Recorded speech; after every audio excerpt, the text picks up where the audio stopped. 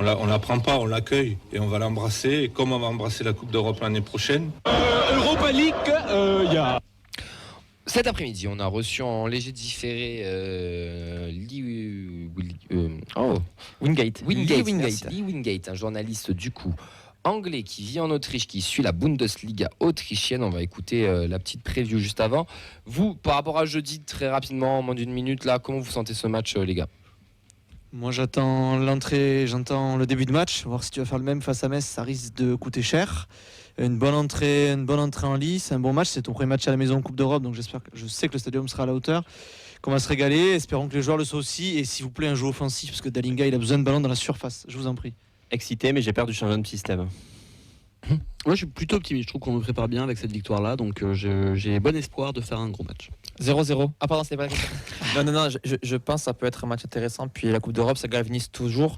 Et c'est un peu comme la Coupe de France. Ça veut forcément rien dire, les acquis du championnat. Donc, je pense qu'on peut se sublimer, faire un match potentiellement incroyable. Allez, on repart dans le temps, on repart dans le passé. Il est 15h, nous sommes mardi, nous recevons Lee Wingate. On vous envoie ça, on revient dans un petit quart d'heure pour faire nos pronos de l'émission. Et ensuite, on se quittera pour vous laisser regarder la Champions League tranquille. On est dans l'après-midi, on enregistre en différé parce qu'on a la chance déjà d'avoir un journaliste autrichien qui est avec nous pour nous présenter le LASK. On va recevoir Lee Wingate. Bonjour Lee, comment ça va? Bonjour, ça va bien, merci à vous. Super, merci. Merci beaucoup déjà d'avoir répondu parce que c'était un peu la galère pour trouver quelqu'un qui parle français et on t'a trouvé à toi et on est très heureux. Est-ce que tu peux te présenter ainsi que les podcasts que tu fais? Oui, bien sûr. Premièrement, merci de m'avoir invité de vous parler. J'espère que vous me comprenez parce que ça fait longtemps depuis que je parle français. Je suis un journaliste et traducteur britannique qui habite à Vienne, en Autriche, depuis 10 ans et qui se spécialise dans le sport. J'ai fondé The Other Bundesliga podcast il y a 5 ans et nous suivons le foot autrichien. Autrement dit, la Bundesliga, la Coupe autrichienne et l'équipe nationale. Et j'ai aussi un autre podcast qui s'appelle The Sweeper et qui se concentre sur les histoires du football mondial qui sont peu connues et qui n'attirent pas l'attention des grands médias. Super, c'est super intéressant. On partagera les liens pour ceux qui sont intéressés. C'est en anglais que tu le fais? Bon, il faudra être anglophone, donc déjà c'est pas pour nous. Mais, on essaiera de se faire traduire par les copains. On va passer au match. Donc tous jouer son second match de poule de Coupe d'Europe contre le LASK, donc une équipe autrichienne habituée à jouer l'Europe ces dernières années, en tout cas plus habituée que nous. Est-ce que tu peux nous présenter un petit peu le club de LASK? Oui, bien sûr. Alors LASK, c'est une des 5 plus grandes équipes ici en Autriche maintenant. Tu as dit que LASK est habitué à jouer l'Europe ces dernières années, mais en fait, le club était en 3e division il y a une dizaine d'années. Donc, il y a eu une ascension assez rapide. Le club a été promu en 2014 et puis encore une fois en 2017.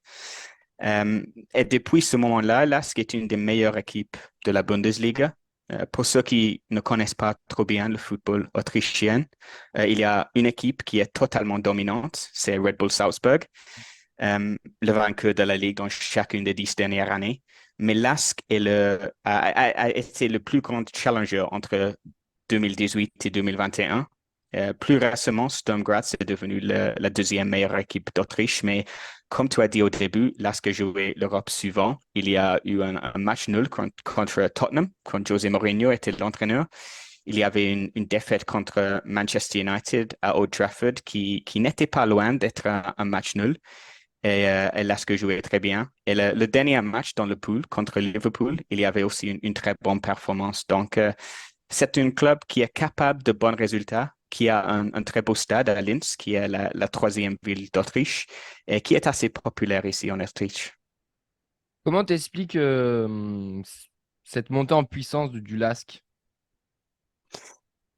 C'est une question difficile. Ça se passe souvent en Autriche qu'un club tombe et puis il y a une ascension rapide comme ça. Je crois que ceux qui sont comment dire, les officiels au club ils ont trouvé un bon personnel. Donc, je crois que ça, c'est une raison importante. Mais c'est difficile d'expliquer parce que nous avons fondé ce podcast en 2018 et cette ascension est passée avant que nous avons commencé à suivre le foot autrichien. Donc, c'est difficile pour moi de vous donner une bonne réponse. Par rapport au début de championnat de la Bundesliga autrichienne, comment ça se passe en termes de résultats pour le LASK? Ça pourrait être mieux parce que le problème pour l'ASK en ce moment, c'est la consistance. L'équipe est en troisième position, ce qui n'est pas mal, mais elle a 6 points de moins que Salzbourg et Sturm Graz. Et en ce moment, il y a une grande différence entre l'ASK et ces deux autres équipes. C'était aussi le cas l'année dernière. Je crois que c'est la raison pour cette position en ce moment, c'est un manque de consistance parce que l'ASK est capable de gagner 2 ou 3 matchs et puis il y aura 1 ou 2 résultats qui sont décevants. Comme ce week-end contre Wolfsburg, ils ont perdu encore une fois. À mon avis, en ce moment, l'ASK n'a pas aucune chance de finir en deuxième position parce que comme je dis, il y a une grande différence en ce moment. Mais les joueurs sont capables de réaliser de très bonnes performances dans certains matchs. Le problème, c'est simplement difficile de savoir comment l'ASK va jouer. Est-ce qu'ils vont donner une bonne performance ou encore une mauvaise performance? Il y a une priorité claire qui a été mise par le LASK, championnat ou Coupe d'Europe, ou c'est vraiment les deux au même niveau? Je crois que les deux sont au même niveau. Parce que ces dernières années, peut-être ça aurait été la Coupe d'Europe parce que c'était la première fois depuis beaucoup d'années que l'ASK a joué en Europe. Mais maintenant, après 2 ou 3 ans en Europe, je crois que c'est le même niveau. C'est quoi les points forts de cette équipe du LASK pour ce match de jeudi? Je dirais que le groupe est assez grand en ce moment, donc ça peut être une bonne chose et une mauvaise chose, mais ça permet de changer les joueurs et de leur donner une pause. Je crois que c'est important quand un club participe à plusieurs tournois dans une saison et joue un match chaque 3 jours. Donc ça, c'est important pour l'entraîneur Thomas Sageder. Lask aime contre-attaquer et j'ai constaté une tendance récemment. L'équipe a obtenu les meilleurs résultats dans les matchs dans lesquels elle a moins de possession parce que ça lui donne l'occasion de contre-attaquer. Il y a beaucoup de créativité, surtout au milieu de terrain. Donc, il y a beaucoup de chances. Mais en même temps, la conversion de ces chances pourrait être meilleure. Nous l'avons vu encore une fois ce week-end contre Wolfsburg. Il y a une grande différence entre XG, expected goals, et les buts qui sont en fait marqués. À ce stade de la saison dernière, l'ASK avait marqué 19 buts, mais cette année, c'est 12. Donc, on a vu moins de buts cette année. Je crois que ça, c'est le problème principal en ce moment. Qui contre-attaque, Vincent, ça va être compliqué pour nous jeudi là, hein. Ouais, c'est pas notre point fort non plus, c'est sûr. Plus à la maîtrise que dans la contre-attaque, quoi. On va avoir 2 styles qui vont s'opposer jeudi. Ça va être un match intéressant. En tout cas, bon, sa Coupe d'Europe, c'est toujours intéressant. Bon, après les points forts, c'est quoi les points faibles du LASK? Je dirais c'est marquer les buts en fait en ce moment. Ça, c'est le problème principal. Et comme j'ai dit avant, la consistance parce que en ce moment, c'est vraiment difficile de savoir quel LASK on va voir. Est-ce qu'on va voir une équipe qui joue très bien, qui contre-attaque, qui marque les buts, ou une équipe qui joue contre une autre équipe qui est en fait plus faible, mais ils peuvent pas gagner. Donc, c'est la consistance qui est le problème, le plus grand problème, je dirais. Ça me parle, ça aussi, hein. Ouais. On a un peu tous les mêmes problèmes, apparemment.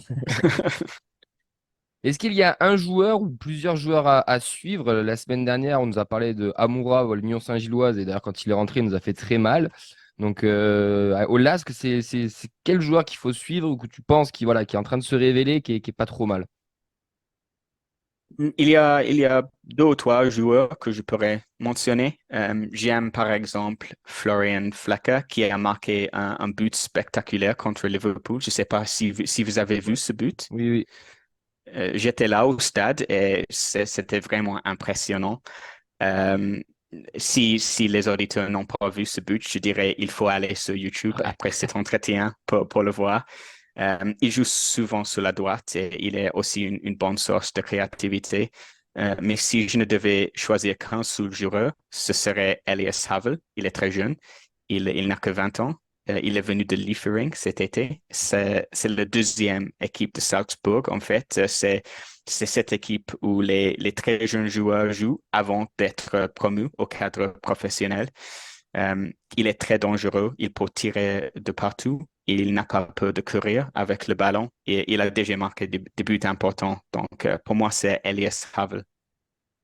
À surveiller jeudi. Un de plus à cocher. Ouais. Comment est vu le TuS Football Club d'Autriche? Parce que bon, nous, ça fait 14 ans qu'on n'a pas vu l'Europe. On n'est pas non plus un ogre européen. Comment le TEF est vu de là-bas? C'est une question difficile parce que, honnêtement, nous ne connaissons pas trop bien Toulouse. Comme vous avez dit, 14 ans, c'est longtemps, ça Oui. fait longtemps. Mais naturellement, il y a un grand respect pour le club parce que nous savons que Toulouse a été promu l'année dernière, a gagné la Coupe de France pour la première fois dans son histoire. Donc, Deuxième. c'est clairement Deuxième. Bon, la première, c'était en 57. désolé. Non, c'est pas grave. Désolé. Donc, c'est clairement un club qui s'améliore rapidement.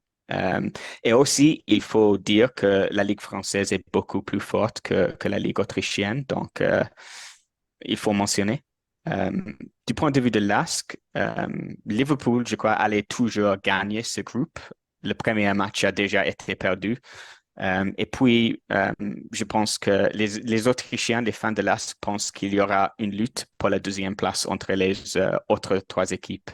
Donc, l'ASC sait que s'il veut progresser, il faut gagner contre Toulouse et contre l'Union Saint-Gilloise. Mais comme j'ai dit, c'est clair que la Ligue française est plus forte. Donc, ça va être un match très difficile, surtout à l'extérieur.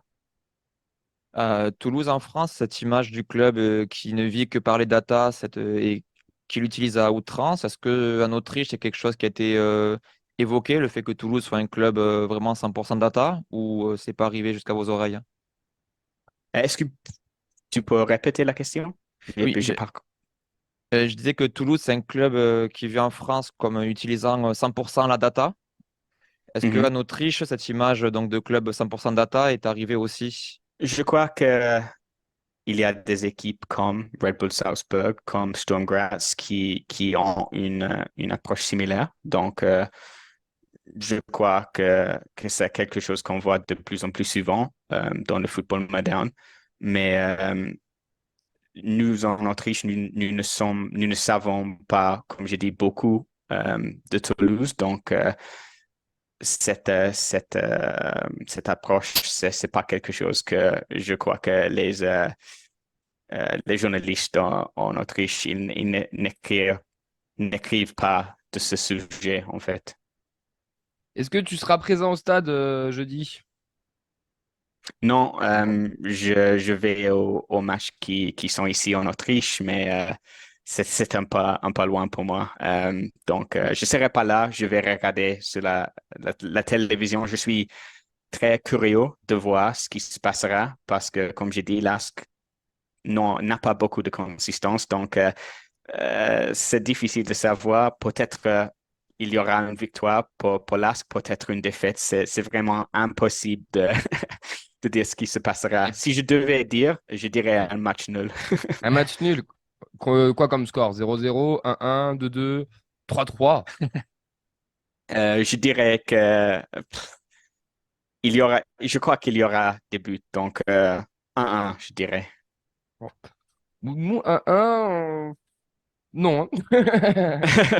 Nous, on préfère gagner quand Ouais, même. c'est sûr, à la maison, c'est sûr. Mais bon, à ne pas perdre, c'est bien aussi. Ne pas perdre, c'est bien aussi. Ouais. Est-ce que vous avez confiance que Toulouse va gagner? Confiance, non, mais disons que le match de ce week-end nous a fait du bien, puisqu'on a gagné 3-0 et que ça faisait très longtemps qu'on n'avait pas fait un match comme ça, même s'il y avait quand même du déchet aussi.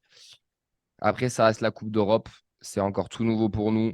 Nous, l'objectif, il y en a, ils vont te dire c'est la 2e place. Moi, personnellement, c'est plus la 3e que la 2e. Si on est 2e, tant mieux. Mais il faut au moins accrocher la 3e place. Ça serait un échec de finir 4e. Mais il faut, voilà. Après, c'est quand même compliqué. On a fait un bon match à l'Union. Liverpool, on sait que ça va être très compliqué. Donc, si on doit prendre des points, c'est face à l'ASC et l'Union Saint-Gilloise, comme tu l'as dit pour le LASK. Oui, je crois qu'avec ce système où on peut finir en 3e place et puis jouer à la Conference League, ça donne plus... comme tu as dit, c'est un échec si on finit en 4e place, mais la 3e place, c'est une bonne alternative en ce moment, je crois. Pour la grandeur de notre club, pour qu'on puisse continuer à grandir, ça serait bien d'être 3e et de continuer à pousser un petit parcours. Après, si on finit 3e, qu'on se fait taper au premier match, c'est le jeu. Pas d'intérêt non plus, mais c'est le jeu aussi. Oui, c'est le jeu aussi. En tout cas, un grand merci à toi, Guy. Ton français est nickel. Nickel. Franchement, bravo. Parfait. Merci. Je dois dire, j'ai préparé quelques réponses parce que c'est quelque chose de grand pour moi pour parler en français. Mais merci de m'avoir invité. Je dis bonne chance pour le match à jeudi. À jeudi et merci beaucoup. On te souhaite une très belle journée, bonne soirée et un bon match pour jeudi. On est de retour à Radio Occitania, on est plongé dans le temps, on est à la bouillonnante dans le studio de Good Morning Toulouse pour enregistrer cette petite preview avec les Wheatgate, voilà, qu'on annonce un peu plus sur le LASK, une équipe qui aime bien jouer le contre, donc on verra jeudi, on verra jeudi ce qui va se passer. Messieurs, le prono de notre invité était le 1 partout, mon cher Clément, qu'est-ce que tu pronostiques? Moi, je vois un petit 2-1 pour nous. Les buteurs. Les buteurs, Dalingra parce qu'il est chaud et Gelabert. Oh, pas mal. Je vais partir sur un 1-0. 1-0, Sierro, 25 mètres. La frappe, la fameuse. Il persiste et signe. Pas Spearing, je le souhaite. Non, Sierro. Dédicace à Yves, du coup. Sierro. Et quoi, stade de la tête, non? Sierro. Et pourquoi pas Shaibi aussi? Il est pas. Je comprends pas. Pour moi, 2-1, Dalinga, et pour ce qu'il a fait sur le match, Donum mérite de marquer. Et sur une passe de Schmitt. Comme ça, la boucle est bouclée et on change. Je voudrais commencer par le prono de l'ami Henri qui vient de se connecter maintenant, juste pour dire 2-0, doublé de Jean-Ro. Donc voilà. Après, il va peut-être commencer. C'est possible. Moi, je vais dire. Il n'est même pas rentré dimanche. Et non, je Il est crois pas pas. rentré, Non, il mais est pas moi- rentré. Ça m'a étonné aussi. Non, je pense qu'il est économisé. Moi, je pense qu'il commence titulaire. J'espère. J'adore ce joueur. Je pense. Et moi, je vais dire 2-1. But 2. Ouais, alors j'ai pas les buteurs. Honnêtement, je Dalinga. vais pas me tenter. J'ai pas les buteurs. Je tenterai juste Magri et Begraoui. Waouh. Peut-être un but de Koulouris pour là. Je te conseille de Oui, le jouer, voilà, tu vas je pouvoir t'acheter une maison. Koulouri sur une passe de Taoui. Excellent, excellent. Merci, toi messieurs. Moi, j'ai envie de voir un 1-0 parce que j'ai envie qu'on gagne les 3 points, mais je le sens pas très bien. Ah, d'accord. Donc, je vais pas dire, je vais y rester sur mon 1-0, mais honnêtement, si je dois mettre des sous, Nul.